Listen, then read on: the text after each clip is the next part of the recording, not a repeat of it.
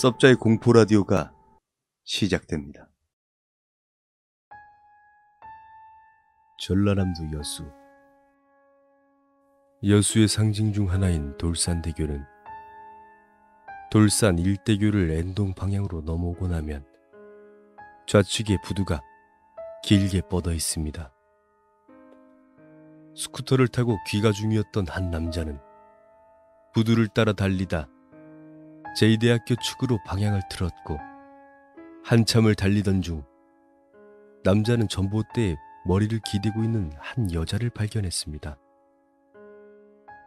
긴 생머리에 매혹적인 뒷모습을 가졌기에 남자는 그 여자의 얼굴이 더욱더 궁금했습니다. 여자와의 거리가 가까워질수록 남자는 스쿠터 속력을 낮추었고, 여자의 옆을 스쳐가는 그 순간 여자는 휙 고개를 돌려 남자의 얼굴을 쳐다보았습니다. 남자가 본 여자의 눈은 새빨갰으며 입을 쩍 벌리고 있었습니다. 남자는 너무 놀라 스쿠터의 속력을 급히 올려 내달렸는데, 뒤에서 여자가 쫓아오는 소리가 들렸는데, 여자의 구두 소리는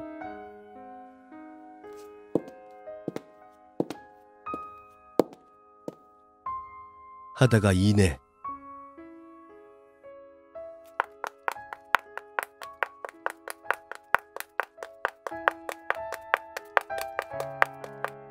하며 미친 듯이 쫓아왔습니다. 남자는 정신없이 달렸고, 반사경으로 뒤를 보았을 때 그녀는 천천히 되돌아 걸어가고 있었습니다. 이 괴담이 무서운 이유는 아무리 생각을 해도 그녀는 귀신이 아닌 것 같다는 점입니다. 그녀는 또 누군가를 기다리고 있을까요?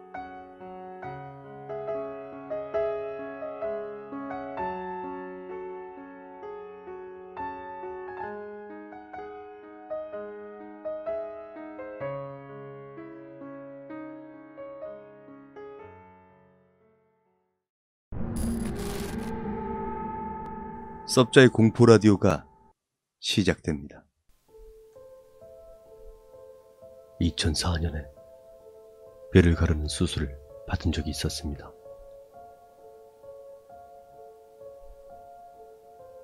인생에서의 처음이자 마지막인 조금 힘겨웠던 기억인데, 그 수술을 받고 몇 개월 동안 기묘한 체험을 했습니다.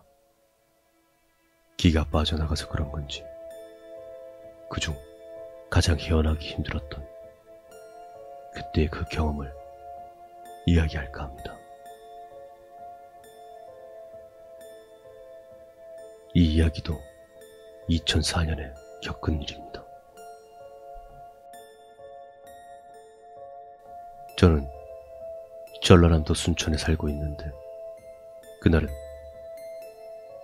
본사 세미나를 가기 위해 서울로 왔었습니다.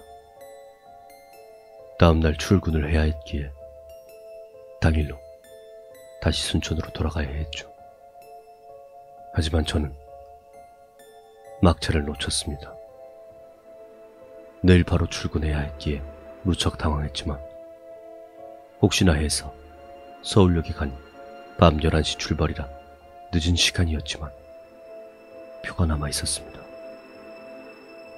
일단 어머니께서 걱정하실까봐 미리 전화를 했는데, 고속버스도 야간 운행하는데 왜 하필 기차를 타고 오냐고 염려스러운 듯 말씀하셨습니다.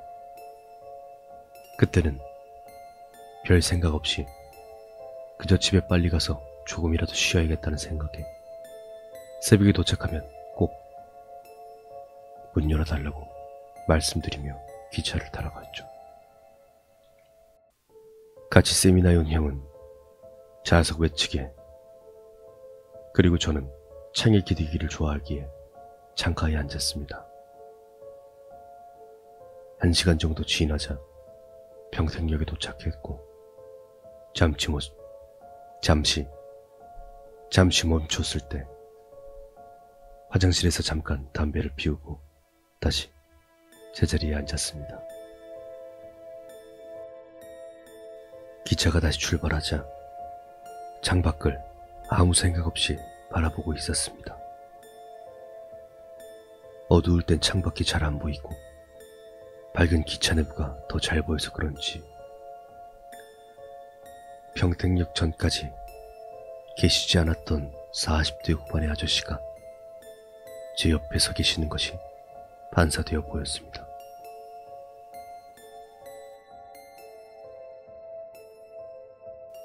아저씨가 계속 절 보고 계셔서 그 시선이 굉장히 신경 쓰였지만 노골적으로 제가 괜히 쳐다보면 시비 걸까봐 그저 시선을 마주하지 못하고 슬금슬금 창에 비친 모습을 쳐다만 볼 뿐이었습니다. 그렇게 20여 분이 지났을까요? 고개를 숙이고 있다가 슬쩍 창을 바라보니 아저씨의 모습이 사라지고 없었습니다. 다행이었습니다. 아무래도 이번 역에서 내리시려고 나가신 것 같았습니다.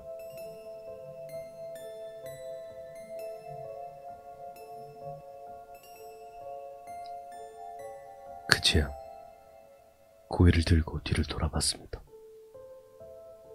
아저씨가 없는 게 확실했습니다. 마침 간식 카트가 지나가고 있었습니다. 긴장한 탓에 음료수라도 마실까 했는데 순간 아차 싶었습니다. 깨닫고 보니 온몸에 소름이 끼쳤습니다. 기차 창문에 비친 카트는 제 옆이 아니라 제 옆에 앉은 형이 옆을 지나가고 있었습니다. 대칭인 터라 당연한 거죠.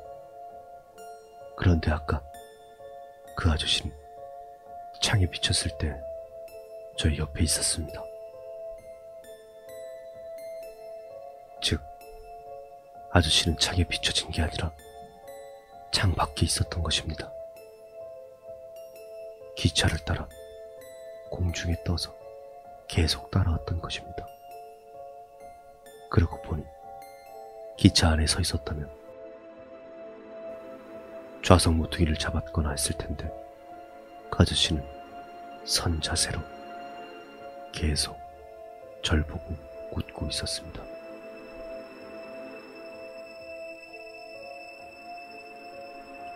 너무 놀라 옆에 자고 있는 형을 깨워 자초지종 이야기를 했는데 형은 자는 사람 깨워서 뭔 이상한 소리냐며 믿지 않았습니다.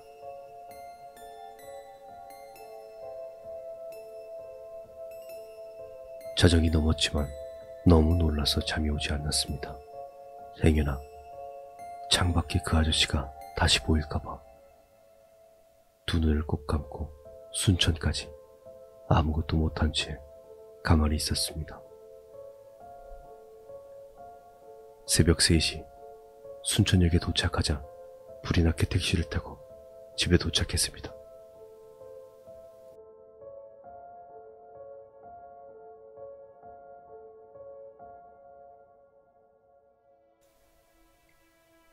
집 앞에 내리자마자 눈썹이 휘날려라 깜깜한 골목길을 헤집고 집으로 뛰어가 쿵쿵쿵 문을 두드렸는데 문을 두드리자마자 걱정스러운 얼굴로 엄마가 문을 열어주셨습니다.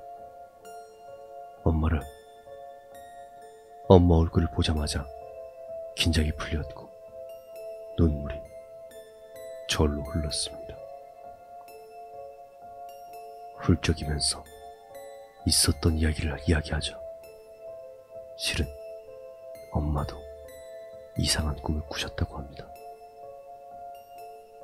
엄마가 꿈에서 밤기차를 탔는데 평택역에 섰다고 합니다. 그런데 갑자기 역은 온데간데 없고 창밖이 온통 공동묘지로 변했고 그중 어느 묘 앞에 이제 입가란 모양인지 묘비 앞에 가족인 것 같은 사람들이 울고 있었다고 합니다. 그래서 제가 서울에서 기차를 타고 온다고 하죠. 전날 꿈꾼 게 생각하니 왠지 불안해지셔서 주무시지도 않고 저를 기다리셨다고 합니다.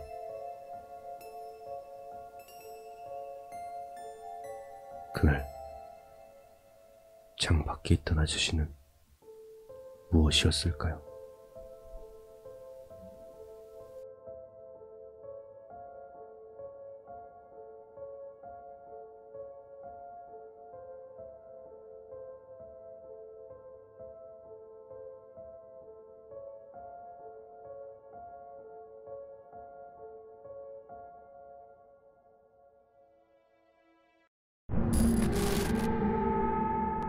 섭자의 공포 라디오가 시작됩니다.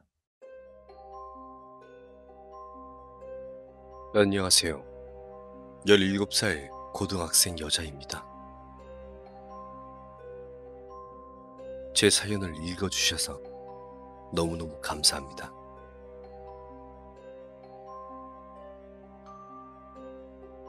제가 16살 때 있었던 일입니다.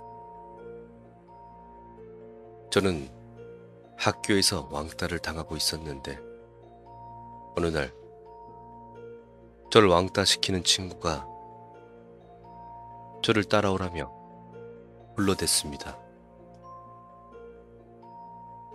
그리고는 그 친구가 이렇게 말하더군요.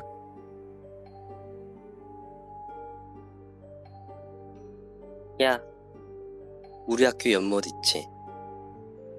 저 연못에 지나가면 연못에 빠진 귀신이 소원을 이루어준대. 그리고는 제가 정말? 진짜야? 라며 말했고 친구는 당연하지. 근데 눈을 가리고 가야 해.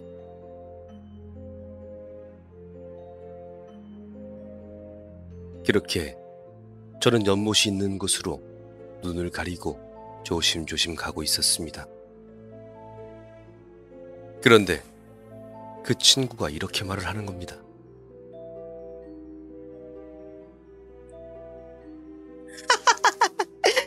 야, 그런 걸 믿냐? 이거 다 뻥이야. 하며 뒤에서 저를 밀어댔고 저는 연못에 빠져서 발버둥을 치고 있었습니다. 그때였습니다. 연못에서 허우적대고 있는 사이 어떤 남자의 목소리가 들렸습니다.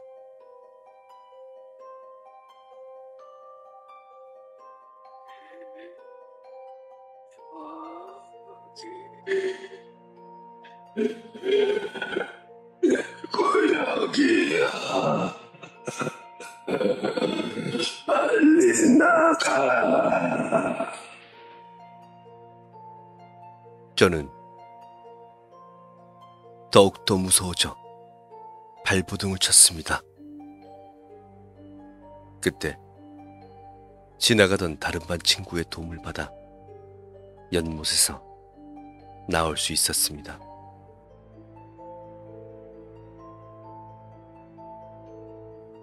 그때였습니다.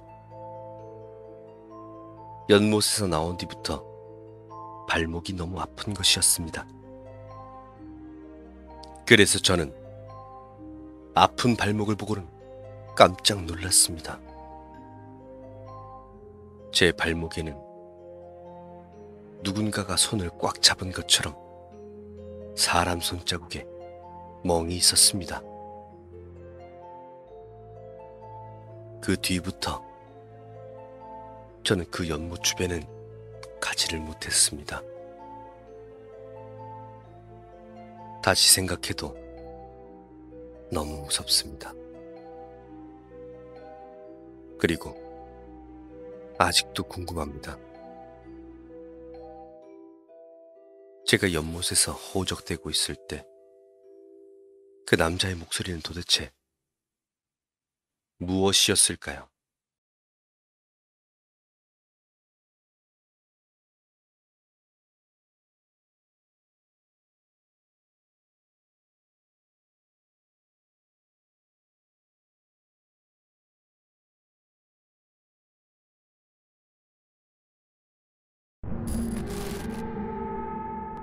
섭자의 공포 라디오가 시작됩니다.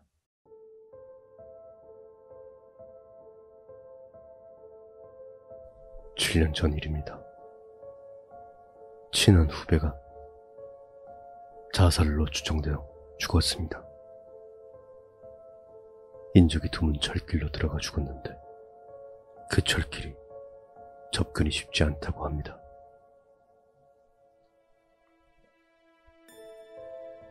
집에 전화해서 후배 집에 추상이 있어 늦는다 이야기하고 장례식장으로 갔습니다. 후배의 집이 수도권이긴 해도 제가 다니는 회사나 집과 그다지 가깝지 않아서 장례식장에 들렀다 집에 돌아왔을 때는 상당히 늦은 시간이었습니다. 자정이 넘었던 걸로 기억합니다. 제 부모님은 열심히 잠자리에 드시는 분들이라 당연히 주무실 거라고 생각하고 열쇠로 문을 열려 하는데 갑자기 어머니께서 소리를 지르셨습니다. 평소엔 많이 늦는다 말씀드리면 기다리지 않으시고 주무시는데 너무 늦어서 화가 나신 건가 잠시 당황했습니다. 어머니께서 현관문을 손만 나올 정도로 조금만 여시더니 제게 굵은 속을 마구 뿌리시더군요. 그러시더니 들어오라 하십니다. 그 전까지 제가 상갓집에 다녀왔다 소금 뿌리신 적은 단 한 번도 없으십니다. 그게 이상하여 어머니께 여쭤봤습니다. 오늘은 왜 그러세요? 어머니께서 말씀하셨습니다.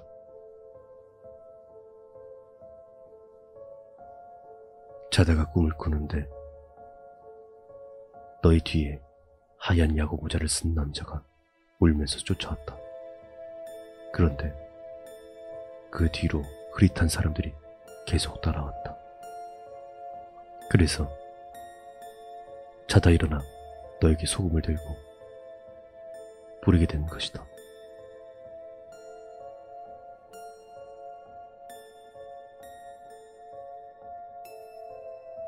저는 어머니의 말에 온몸에 소름이 끼쳤습니다. 초상집에 가면서 어머니께 누가 죽었는지 이야기하지 않았습니다. 그저 후배네 집에 초상이 있어서 라고 이야기했을 뿐이죠. 그 후배가 남자인지 여자인지도 이야기하지 않았습니다. 게다가 죽은 후배는 야구 모자를 즐겨 썼습니다. 우리는 친한 선배 후배일 뿐이지만 몇몇 친구들이 제게 말했었죠. 그 후배가 절 이성으로 좋아하는 것 같다고요. 저도 가끔 이 아이가 날 선배로만 생각하는 게 맞을까 의심했지만 결국 저희 사이에는 아무 일도 없었습니다. 그래서였을까요? 저희 어머니 꿈에 나타난 것이 죽은 그 후배가 저를 데려가려고 할.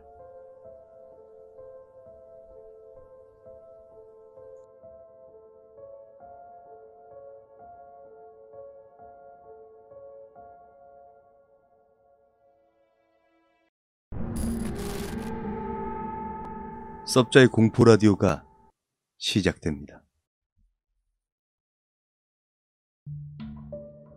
조용하고 거주민이 많은 지역인 동대문구 쪽은 중고차 매매와 자동차 튜닝이 메카인 장안평이 위치해 있습니다. 이곳엔 유명한 중고차 괴담이 있습니다. 중고차를 구입한 사람이 한 자동차 커뮤니티 사이트에 올린 한 장의 사진엔 바닥 시트가 벗겨진 자동차 내부가 찍혀 있었습니다. 여기엔 연탄을 태운 흔적이 진하게 남아 있었고 누군가 이 차의 내부에서 자살을 시도했던 흔적이 있었던 것을 발견했습니다. 또 한 구매자는 중고차를 구매하고 자꾸 이상한 냄새가 나서 구매자가 본넷을 열었을 땐 그곳엔 사람의 살점이 썩어 문드러져 있어서 그 냄새가 바로 자동차의 에어컨을 통해 들어왔던 것이었다는 괴담이 유명합니다.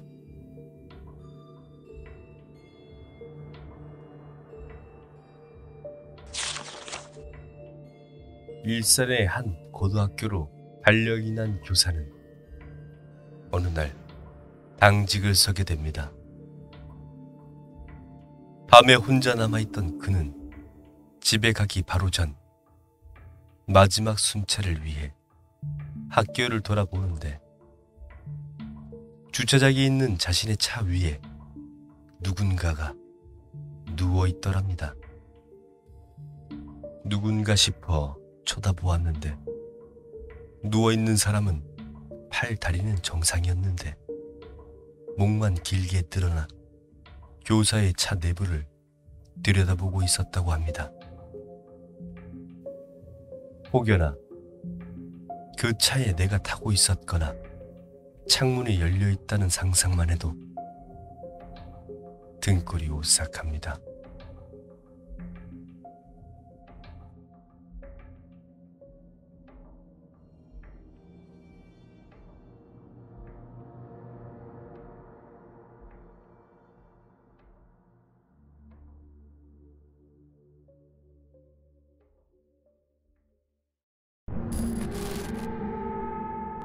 섭자의 공포 라디오가 시작됩니다.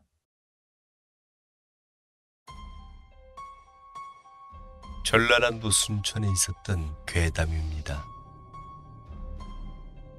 고등학생 때 살던 동네엔 귀신이 나온다는 유명한 골목이 있었습니다. 한 번도 본 적은 없지만 어떤 친구는 피투성이의 남자 귀신을 보았다 하고 어떤 친구는 음산한 여자 귀신을 봤다고 하는 등 여러 소문 많은 골목입니다. 하루는 야간 자율학습이 끝나고 같은 아파트에 사는 친구와 함께 집으로 돌아가는 길이었습니다. 그 골목을 지나게 되었는데 왠지 모르게 소름이 돋았습니다. 그때 마침 뒤에서 바스락 바스락 소리가 들리기에 뒤를 돌아보니 정말 깜짝 놀랐습니다. 무섭게 생긴 할머니가 정말 바로 뒤에서 저를 노려보고 있더군요. 직감적으로 귀신임을 알았지만 아는 척하면 안 될 것 같아서 못 본 척하며 대충 두리번거리며 길을 걸었습니다.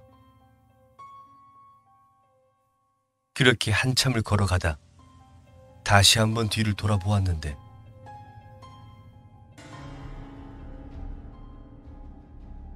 한 여자가 핸드폰을 하며 골목을 저희 쪽으로 걸어오고 있었습니다.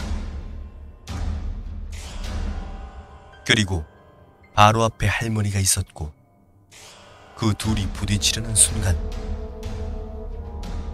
할머니는 여자의 옆쪽으로 비켜갔습니다. 저는 몸이 떨려서 친구에게 귓속말로 야, 뒤에 할머니 귀신 보여?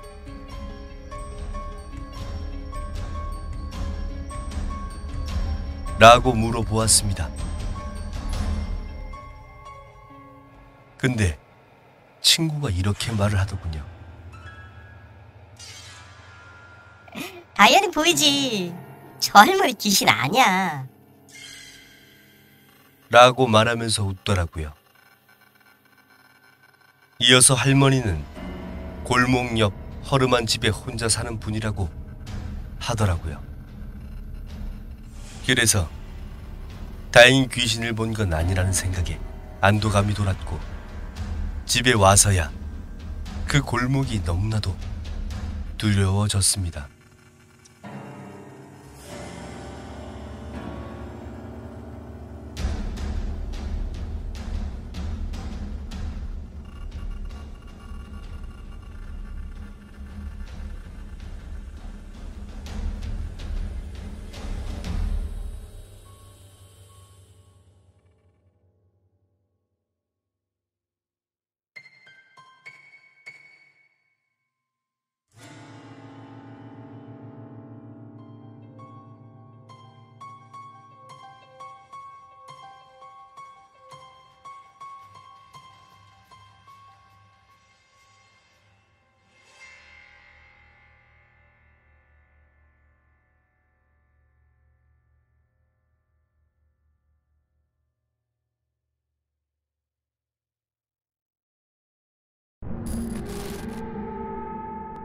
섭자의 공포 라디오가 시작됩니다. 수학여행 마지막 밤이었습니다.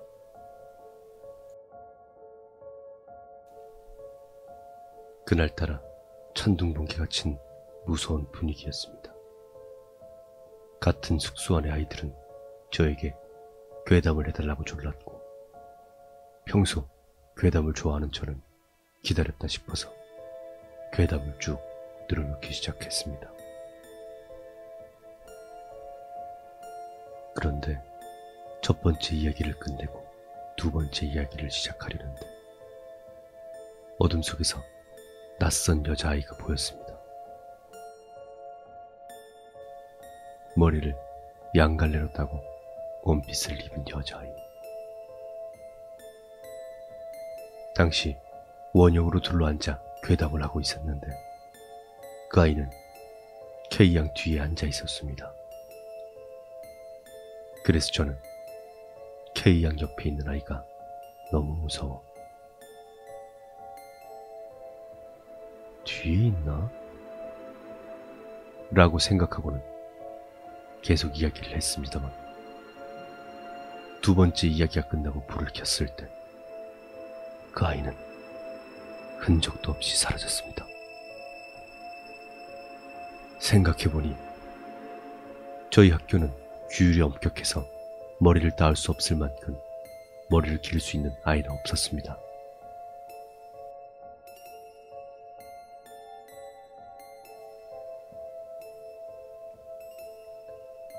저는 너무 놀라 멍하니 있다가 아이들에게 그 이야기를 해주었더니 아이들은 모두 비명을 지르며 나갔습니다. 한참 후 나간 아이들이 다른 방의 아이들까지 다 데리고 와서 이렇게 이야기했습니다.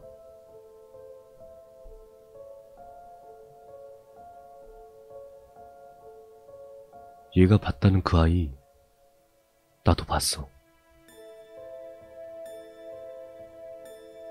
여자아이들은 모두 경악했습니다.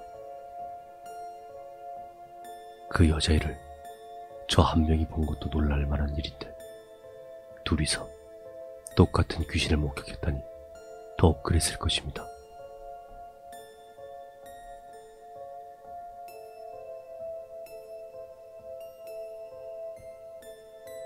나도 너처럼 영감이 있는 편이라 어렸을 때부터 그런 걸 많이 봤는데, 아까 그 여자아이 K양 뒤에서 노려보고 있더라.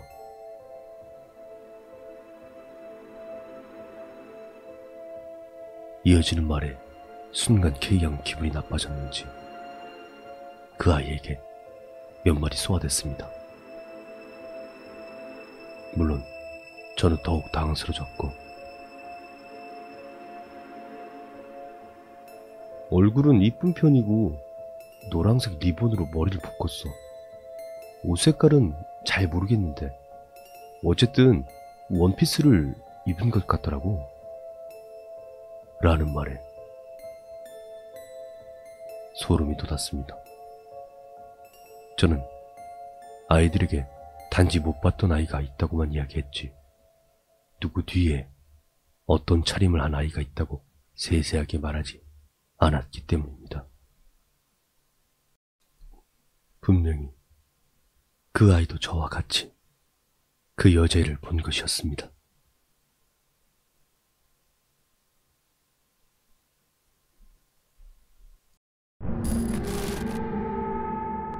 섭자의 공포 라디오가 시작됩니다. 한 여자 후배 이야기다. 예쁘장한 외모에 애인이 있을 법도 한데 무슨 일인지 남자 기피증이 있는 아이였다. 계속 남자친구를 안 사귀니 친구들의 권유에 의해 결국 미팅을 하게 되었다.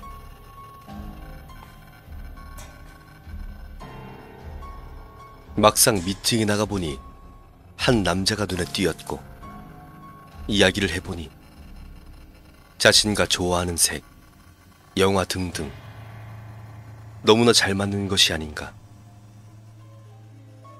이것은 운명이다 하는 마음이 들 정도로 너무 잘 맞았고, 미팅이 끝나고 집까지 남자가 바래다 주기로 하였다.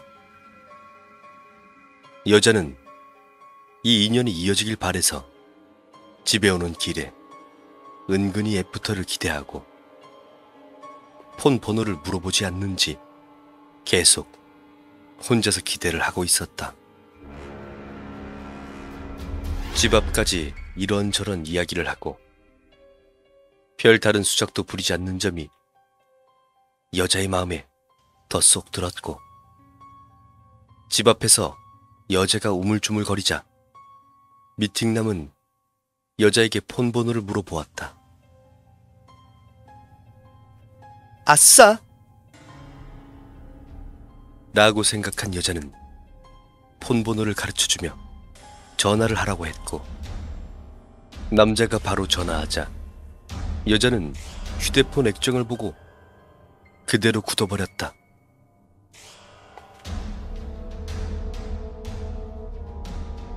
여자의 휴대폰에는 미친 새끼 010-1234-5678 이라고 저장돼 있었다. 그 번호는 예전 자신을 지독히도 괴롭히던 정체모를 전화였는데, 전화를 받지 않기 위해 저렇게 저장해 두었던 것이었다.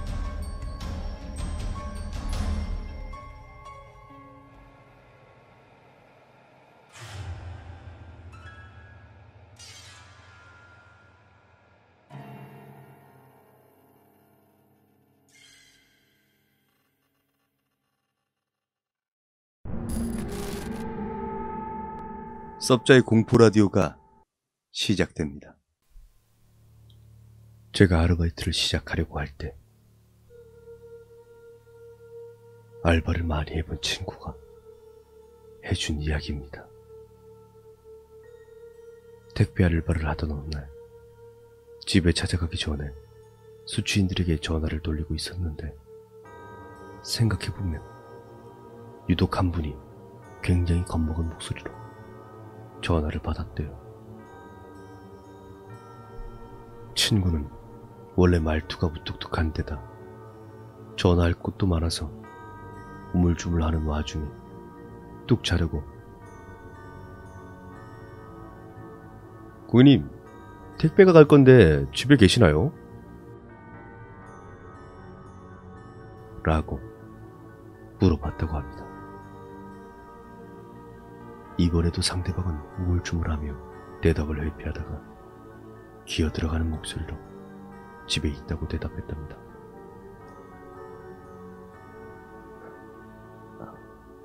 네네. 지금 집에 있습니다.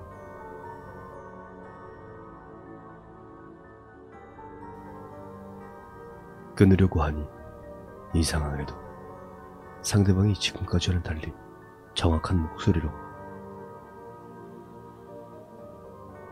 예, 택배 문 앞에다 놓고 가세요.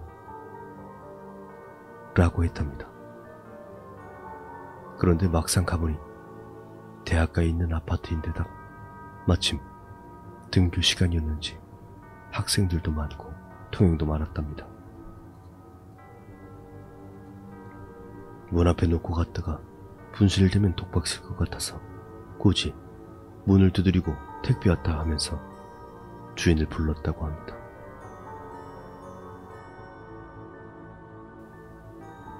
아까 전화통화에서도 집에 있다고 했고 이 녀석은 무슨 자신감인지 큰 소리로 문을 두드리며 집주인이 나올 때까지 불렀다고 합니다. 결국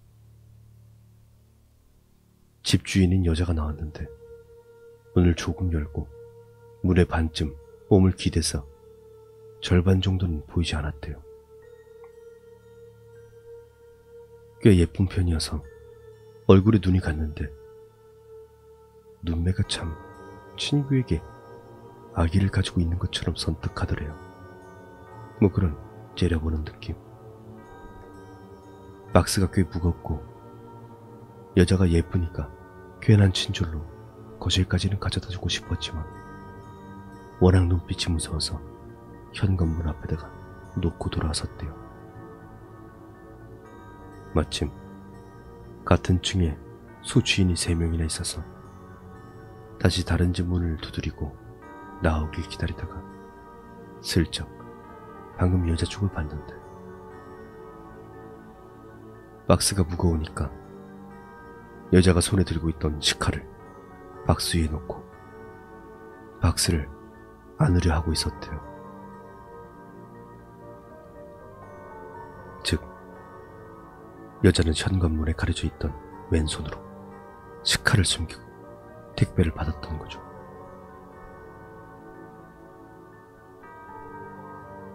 요즘 세상이 삭막한지라 처음엔 그 여자가 자기를 죽이려고 기다리고 있었나 하는 생각에 무서워져서 택배 회사를 그만뒀는데 다시 생각해보면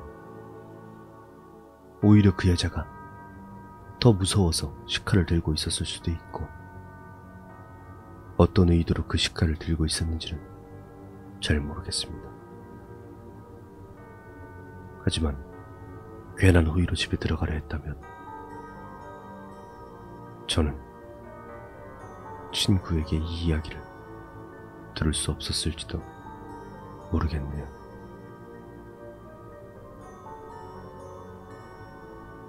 죽었으려나?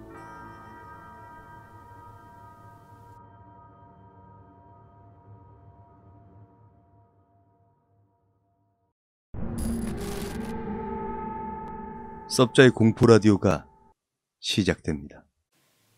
첫 번째 이야기.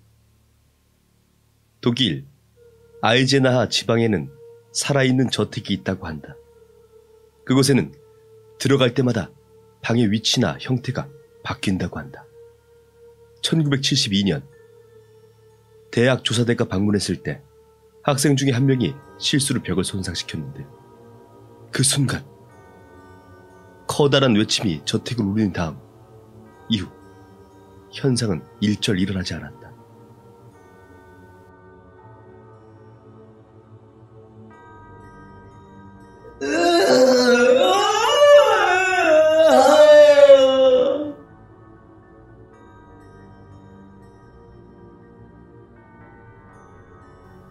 두 번째 이야기. 1960년 미국 노스캐롤라이나 지방에서 한 여성이 외계인에게 납치되었다가 돌아왔다고 주장한 일이 있었다. 그녀의 몸에는 별 이상이 없었지만 이상하게도 그녀가 이후 임신을 하고 파수까지 있었으나 아무것도 태어나지 않았다.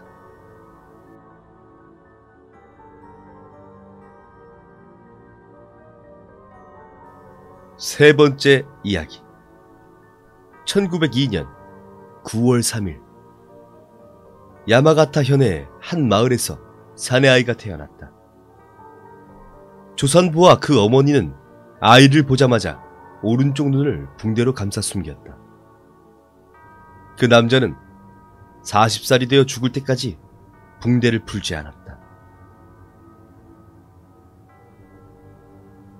결국 그 사람의 오른쪽 눈이 어땠는지는 조산부와 그 어머니 말곤 없었다. 믿거나 말거나.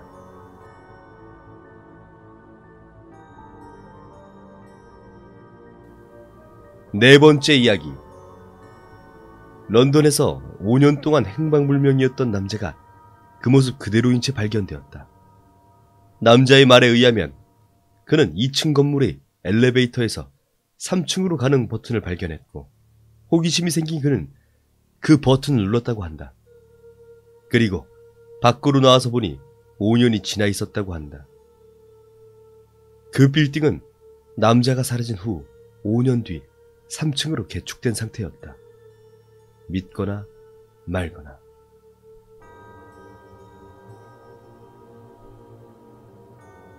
다섯 번째 이야기. 남아프리카 어떤 지방에 살아있는 인형이 있다고 한다. 영국인 기자가 그것에 대한 이야기를 듣고 취재하러 간 적이 있었다. 인형은 그 자리에 우뚝 선 채 조금도 움직이지 않았다. 그 이야기를 현지인에게 말하자 그들의 안색은 단번에 새파래졌다. 그 인형은 원래 앉아있는 인형이라며. 기자가 황급히 인형 있는 곳으로 돌아가자 인형은 자리에 앉아 웃고 있었다. 믿거나 말거나. 여섯 번째 이야기. 2차 대전 직후의 이야기다. 중국 역현촌 근처 산림지대에서 미확인 생물체의 발자국이 발견되었다. 중국 정부의 조사대가 파견됐지만 엄중한 감시에도 불구하고 발자국은 증가하기만 하였다. 1960년대에 들어 다시 본격적으로 조사가 시작되었다. 이번엔 감시 카메라를 이용한 조사가 이루어졌다. 녹화된 테이프에는 놀랄만한 것이 찍혀 있었다. 아무것도 보이지 않는 가운데 다만 발자국만이 지면에 새겨지고 있었던 것이다. 믿거나 말거나였습니다. 감사합니다.